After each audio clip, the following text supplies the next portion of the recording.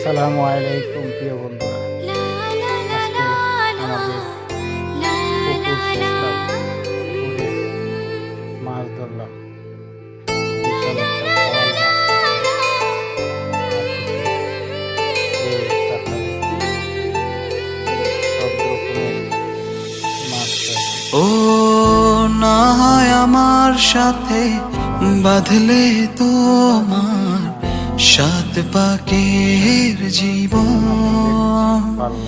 ও দু হাত ভরে সাজাবো তোমায় দেবীর মতো শুনিব।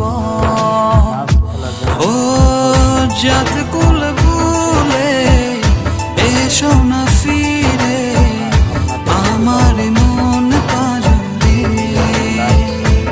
ও জাত কুল ভুলে। ভালো থাকবেন, ধন্যবাদ।